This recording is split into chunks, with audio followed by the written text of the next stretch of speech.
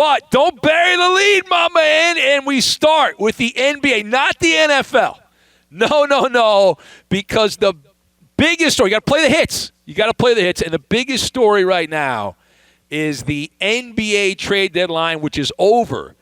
3 o'clock Eastern, noon Pacific. The music stopped. The flea market has ended on the trade deadline. And wow. Now, we knew it was going to be big. We had Kyrie Irving traded from Brooklyn to Dallas. That was the beginning salvo. And then after that, you move on. You got the Russell Westbrook trade. We talked about that. D'Angelo Russell right before we came on the air in yesterday's show.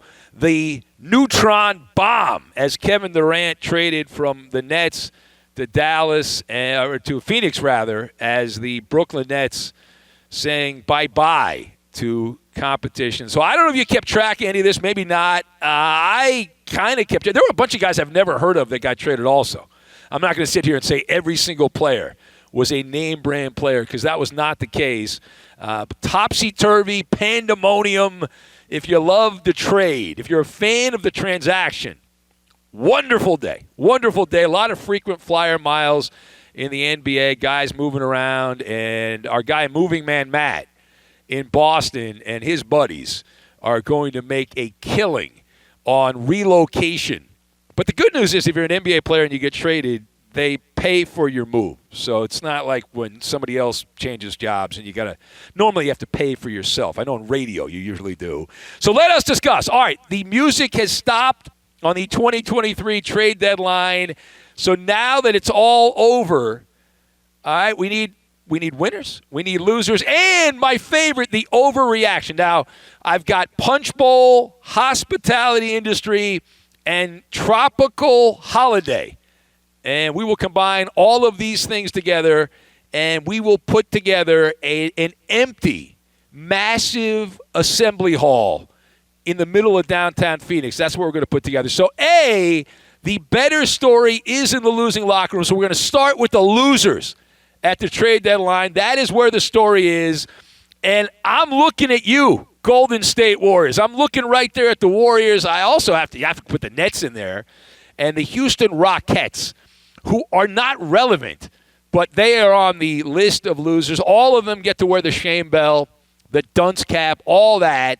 And I'm going to start with Golden State because they have admitted, trades are admissions, and the Warriors have admitted that they completely botched the 2020 NBA draft, the COVID NBA draft of a couple years back.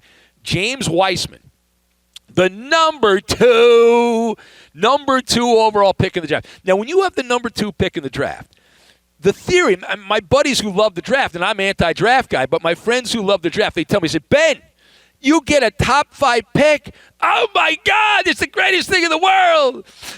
And so the assumption, and I had people, some of our listeners in the Bay Area who were telling me, oh, no, this is like San Antonio. And if you remember the Spurs dynasty, they had David Robinson, and then they tanked for a year. Robinson had a bad back. They got Tim Duncan. And so there was like this bridge between Robinson and Duncan.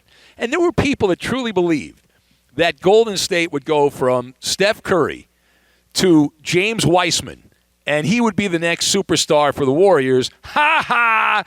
They trade him in a multi-team trade. He ends up with the Detroit Pistons. So the number 2 pick, Wiseman, the next generational talent for your Golden State Warriors. They end up on the losers list.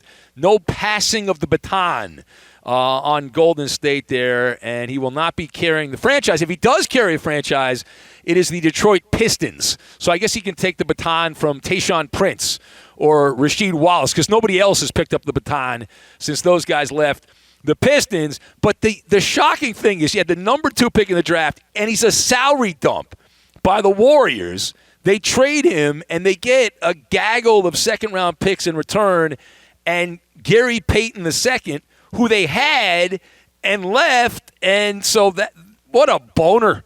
What a boner for the Warriors. And then the other teams on there, the Rockets, who have lacked any wow factor for a number of years since they got out of the winning business. But the moves they made, I know John Wall will not play for them, but just giving Eric Gordon to the Clippers, I mean, thank you. Former Clipper returning to the people's team here to knock down the money balls and all that. So I love that, and it's just confusing. The Rockets are a smoldering pile of you-know-what, and they continue to be. And the Nets, you think about the Nets. They, a couple years ago, had all these superstars. Right? We talked about this in a previous episode of the show, and now they are left with the koala bear, Ben Simmons. I could have called him a kangaroo, but kangaroos are aggressive. And I've learned from our friends that listen in Australia that a kangaroo will like attack your car if they see the lights out in the distance. So he's more like a koala bear, Ben Simmons. Like he sleeps a lot, he's not very aggressive, and he just kind of chews on like tree leaves. And he's the guy, unless Cam Thomas turns out to be a manna from heaven, who he certainly has been that recently, but that's it. And the Nets, we mentioned this as well, the Nets are now in line with teams like Oklahoma City and the Utah Jazz as they are just piling up lottery tickets, hoping, like Sir Scratchoff, that our guy in Arkansas, that a couple of them hit, and they get some good players. And some of the other things here, the overreaction, while we're at it, I got to call out these dum-dums in the media who continue to spike the punch bowl purple and gold for the Lakers. And the Lakers get a bunch of secondary players, and now they're back. The Lakers are back. My left, you know what, the Lakers, they're not back. And any progress you think they might have made by getting D'Angelo Russell, they got Mo Bamba from the Orlando Magic for the glue guy, Patrick Beverley, who never fit as a Laker. I'm happy for Patrick Beverley. Patrick Beverley is a grind player. He's not Hollywood. He's not glitz and glamour. Beverley needs to play on an underdog team, not a team like the Lakers. So good for him to get out of L.A. But Mo Bamba, D'Angelo Russell, a hodgepodge of rotational players, and you would believe the NBA media elites that the L.A. Lakers, they're back! Oh, my God, the Lakers are back! No, they're not. Because the Phoenix Suns, got Kevin Durant. And did you see what the Clippers did? Yeah, they trumped the Lakers. Yet again, another win for the people's team over the Lakers. You won't hear that anymore because of media bias. But that's the reality there. The 3D printer situation for the Lakers. Distressed, distraught, and devastated when all these other moves happen. They were like, oh, yeah, we're better now. No, you're not.